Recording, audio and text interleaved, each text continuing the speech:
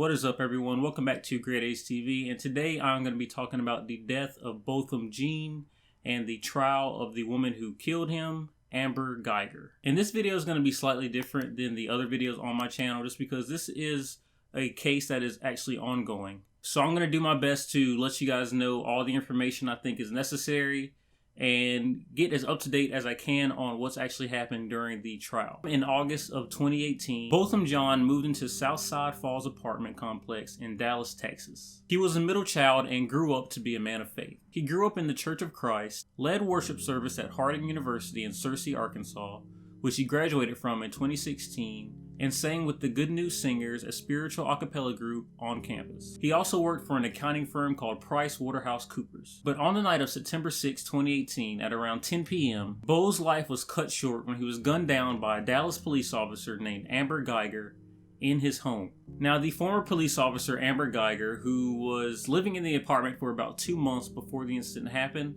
she's actually changed her story several times on what actually happened that night. But for this video, I'm going to tell you the events that she said happened while on the stand under oath during her trial. Guyger's lawyer said she was exhausted on autopilot as she parked on the wrong floor of her building's garage and walked down a 4th floor hallway 1 level above her 3rd floor unit. And this is something that it was later found out over 90 other tenants who once lived in the apartment complex also did. But I do want to mention that in her case, the 4th floor has a skyline and the 3rd floor, where she would usually park, has a closed roof. When she arrived at the apartment she thought was hers, she didn't notice it was number 1478 and not her own 1378. She didn't notice John's red doormat either. Prosecutors said she wasn't paying attention, too caught up in a sexually explicit conversation she was having with her partner on the police force. And as she was taking her keys out of her pocket, she said she heard someone inside. She opened the door and said she saw a silhouette figure in the apartment. She drew her gun, she testified, and yelled, "Let me see your hands." And again, I want to interject that there were reports that a witness heard her banging on the door, asking someone to let her in, but not that they heard her say, "Let me see your hands." But since the prosecution didn't use this in the trial, I wanted to interject it, but I'm not going to use that. That's not part of the story that I'm telling you. John allegedly responded by shouting, "Hey," and walking quickly towards her, she said. "I was scared he was going to kill me," she said. Then she shot at him twice, hitting him once in the chest. And now I want to mention again that this is her telling of events that she gave while under oath during the trial. I'm not saying that she isn't lying. I'm just saying this is what she said under oath during her trial. Now, there are several other stories on what may have happened that night. Some people are saying that she met Bo once or so before the actual incident and that she actually filed a complaint against him, but that was found not to be true. As far as the prosecution and the defense know, and as far as they're telling, she and Bo had not met until that actual night, until that event occurred. And she never filed any type of complaint against him for loud noise or anything like that. So after she shot Bo, Guyger said that she performed CPR and a sternum rub on John as she called 911 and waited for medics to arrive. But the prosecution accused her of not doing enough to help, asking why she hadn't used first aid supplies she carried with her police gear. But Guyger's lawyers have argued that she knew Bo was in critical condition beyond her ability to help, and that she thought calling for medical personnel was the best option. The state he was in, she testified, "I knew it wasn't good." And although medics did arrive pretty soon and took him to the hospital, Bo actually later died that night at the age of 26 at the Baylor University Medical Center. Now, another argument that the prosecution gave is that Amber Guyger got special treatment after the initial shooting, which, from what I've seen, I can't dispute that. She obviously did get special attention. She was able to sit in the back of the police car without handcuffs, on her phone. They even turned the cameras off in the car at one point so she could have a one-on-one talk. So she did get special treatment. That's something that all officers get. Do I think that that's fair? No. But it is something that just happens. And I don't know if we have to specifically make laws to stop that from happening, or if there are laws that stop that from happening and they still do it. But that is something that I feel happens way too much, and there should be some type of law or something that stops police officers from treating each other differently than they would treat a normal civilian who did the exact same thing. So 3 days after the shooting, Amber Guyger turned herself into the Kaufman County Jail, and she was officially charged with manslaughter. She was booked in around 7 p.m. on September 9th with a bail set at $300,000, and within an hour she had posted bond and was released. And the Dallas Police Department were initially investigating the shooting, but they later passed this case on to another agency since Amber Guyger actually worked for that police department and it would be seen as a conflict of interest. And on Monday, September 10th is when witnesses came forward, and it is reported that they heard her banging on his door saying, "Let me in." And it is also reported that they heard a male voice saying, "Why did you do that?" after hearing a gunshot. And Bo's death, along with the reports on what happened that night, sparked many protests and demonstrations in the weeks after the shooting. A few days after the shooting, protesters gathered outside Dallas Police headquarters and marched to the Dallas Police Association office about a half-mile away. And an officer actually fired pepper balls into the crowd that night, which was later deemed consistent with department policy after a review. And on September 16th, protesters carried 2 coffins, one symbolizing Bo and the other symbolizing O'Shea Terry, who was killed by an Arlington officer days before Jean's death, outside of AT&T Stadium ahead of a Dallas Cowboys game. Protesters also called for Guyger to be fired from her job and actually charged with murder instead of manslaughter. And on September 24th, Amber Guyger was actually fired from the Dallas Police Department, which was the same day that Bo was laid to rest in St. Lucia. And the police chief, Renee Hall, said at the time that an internal investigation found that Guyger had engaged in adverse conduct when she was charged with manslaughter 3 days after shooting Bo. But Hall's decision came after weeks of calls for Guyger's termination and protests demanding swift action against the officer. And days before the news of Guyger's firing, Hall had said local, state, and federal laws actually prevented her from firing Amber Guyger. Hall also said that she didn't want to interfere with the investigation that was going on, and that's why she didn't make a decision on whether to fire Amber Guyger or not. But that still doesn't seem like a good enough excuse on why not to fire someone at that point in time. But as far as the family and other community members were concerned, getting Amber Guyger fired was only half the battle. They also still wanted Amber Guyger's charges changed from manslaughter to murder, which is understandable. You put yourself in the family's shoes. They lost their son. They lost a family member in a almost unimaginable way. I don't think anyone would think before this happened that someone in their family could be killed while just sitting in their home by a police officer of all people. So I understand how they're feeling. And of course, if you're in that family and if you're affected by this, you're going to want whoever did this to be charged to the fullest extent of the law. And on September 26th of 2018, the family actually sued the city of Dallas for civil rights violations. According to Fox 4 in Dallas, the attorney says the lawsuit will argue that John's civil rights were violated when off-duty Dallas police officer Amber Guyger mistakenly went to his apartment and shot and killed him, thinking she was encountering an intruder in her apartment. And a month later, on November 26, a grand jury began hearing the case. And activists said they would protest if the grand jury didn't charge Amber Guyger with murder. And 4 days later, on November 30th, Amber Guyger was officially charged with the murder of Botham Jean. I look forward to the next step, which is a conviction of murder of Amber Guyger, and more so of a penalty, the proper penalty that will cause her to reflect on what she has done and the pain that she has caused, not only my son, but my family, my church, my country. So I'm depending on you to continue to rally with us as we seek continued justice for him. We really hope that our hearts will be comforted even more. It is such a hard thing to go through. We miss our boy dearly. He didn't deserve that. He was such a sweet boy in his home. How can we move on without him? But we will try. And we say thank you to our attorneys who are there with us as we continue that fight. And even though a grand jury can't give specific reasons why they decided to charge her with murder instead of manslaughter, the panel reportedly decided there was enough evidence to show the manslaughter charges Guyger was initially facing were not strong enough. And one of Guyger's attorneys, Robert Rogers, said at the time that the indictment didn't surprise him, given all the political pressure and the emotions that seemed to be injected into the process. He said he didn't think the law supported a murder conviction. I feel for Botham Jean's family, and I can't imagine the pain they are going through, but when you look at the law, this was a tragic mistake. So on April 30th of 2019, the 911 call that Amber Guyger made after she shot Bo was released to the public. Get up, man. Dallas 911, this is Carla. Where's your emergency? Hi, this is an off-duty officer. I need EMS. I'm in number. What's your address? Do you need police as well or just EMS? Yes, I need both. Okay, what's the address? I'm at apartment number 1478.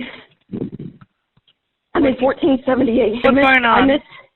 I'm an off-duty officer. I thought it was in my apartment, and I shot a guy thinking it was my apartment. He shot someone? Yes, I thought it was my apartment.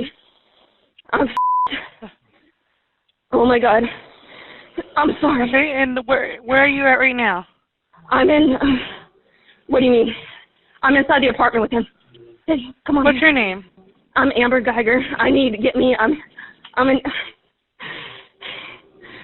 Okay, we have help on the way. I know, but I'm gonna lose my job. I thought it was my apartment. Okay, and hey, man. Hold on. I'm gonna need supervisor. We have help. Hey, bud. Hey, bud. Hey, bud. Come on.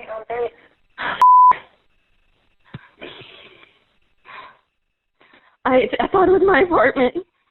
I understand. We have help on the way. I thought it was my apartment. Hurry, please. They're on their way. I thought it was my apartment. I thought it was my apartment. I could have sworn I parked on the third floor. Okay, I understand. No. I thought it was my apartment. I thought it was my apartment. I thought it was my apartment. I thought it was my apartment. And what's the gate code there? I don't know. You don't know? Okay. I'm using it. I thought it was my apartment. They're trying to get in there. We have an officer there. You don't know the gate code? No. I thought it was my apartment. Okay, and what floor are you in right now? The 4th floor. So on September 6th of 2019, a year after Bo was killed, the jury selection for Amber Guyger's trial began. Now at some point during the selection or after the selection of the jury, Amber Guyger's lawyers actually tried to get the trial moved out of Dallas, but on September 16th, a judge actually ruled that Amber Guyger's trial would not be moved out of Dallas. And on September 23rd of 2019, Amber Guyger's murder trial officially began. So on the first day of the trial, after the opening statements, the prosecution asked one of Bo's neighbors to come and give his testimony. Had you met the complainant before that day? The complainant, you mean? The Botham Jean. Bo? Yeah, yes. Well, I met him that day. Okay. Had you ever seen him in the building before that day? No, I can't say I seen him. I heard him in there. Okay, when you say you heard him, what did you mean? Heard him singing every morning. The next day, Texas Ranger David Armstrong said he didn't believe Amber Guyger actually committed a crime. Do you believe today that you have probable cause to believe that Amber Guyger committed a crime? Based on the totality of the circumstances, based on the complete investigation, no, sir. Do you have an opinion as to whether it was reasonable for Amber Guyger to have believed she was in her apartment when she encountered the complaining witness? Yes, I do. And what is that opinion? That she believed that there was a burglar in her apartment. And that it was reasonable? Yes. And do you have an opinion as to whether it was reasonable for Amber Guyger to perceive, based on the facts and circumstances, that from her standpoint, that the complaining witness was an intruder in her apartment? Yes, sir. And what is your opinion? That it was a reasonable perception. And do you have an opinion as to whether it was reasonable, based on the facts and circumstances, from an ordinary, prudent person in Amber Guyger's position, for her to perceive that Botham Jean was a deadly threat? Yes, sir. And what is that opinion? I believe that she did perceive him as a deadly threat. And you believe that was reasonable based on your training and your experience and your consideration of the totality of the circumstances? Yes, sir. As an investigator, that's what you have to do. You have to look at the entire full picture of evidence when you're making a decision not only whether to arrest someone or whether to send them to prison, correct? That's correct. And today you're telling us that based on everything and based on your training and experience, you don't believe there's even probable cause that Amber Guyger committed any crime, correct? That's correct. But the judge ruled the jurors won't be able to hear his testimony. And on September 27th, a few days ago, Amber Guyger actually took the stand to give her account on what happened that night. Amber, when you pulled your weapon at night and you fired, why did you fire?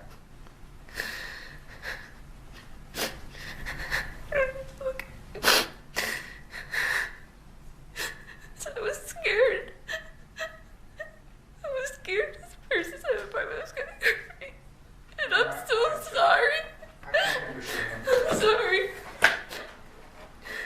Ms. Guyger, could you please repeat your answer? I was scared. Whoever was inside my apartment was going to kill me. And I'm sorry. I have to live with that every single day that I hurt. Now that you know, you found out when you came around that counter and shot an innocent man. How do you feel about that? No police officer ever would want to hurt an innocent person. Again, I'm sorry. I can't understand. How do you feel what you did to Mr. John? I feel like a terrible person. I feel like a piece of crap. I hate it I hate that I have to live with this every single day of my life. And I ask God for forgiveness, and I hate myself every single day. I feel like I don't deserve the chance to be with my family and friends. I wish he was the one with the gun that killed me. I never wanted to take an innocent person's life. And I am so sorry. This is not about hate. It's about being scared that night. And if she is found guilty, she could face a maximum sentence of life in prison. So now you guys are all caught up on what happened. And like I mentioned, this is an ongoing trial. So I will either update this video or upload a new video that talks about the actual outcome of this trial. But for now, let me know what you guys think about this in the comments down below. Let me know if you think the charge of murder was appropriate, or if you think that maybe she should have been charged for a lesser, like manslaughter. And feel free to have conversations down below. But this is what this video is meant for. It's meant to inform you guys on what I could find out about this case. And if you know some more information that you want to share with people, leave it down in the comments down below. Like I mentioned, I've only mentioned the stuff that the prosecution and the defense are going to be showing in the trial. So anything else and anything that hasn't been made public, I didn't want to mention it because I don't want to muddy up the story if those accounts haven't been proven 100% proven to be factual. So that's why I may have left some stuff out that you want to talk about down below, and you can do that and we can have a conversation if that's what you want to do. And like I said earlier, I will be either updating this video when the trial is over and the sentence is given, or I will be making a new video talking about that. But until then, make sure to like, comment, like I said, and let me know what you guys think about this. And while you're at it, if you want to, make sure to subscribe. But until then, I hope you guys have a great day, great week, great month, great year. And I will catch you next video.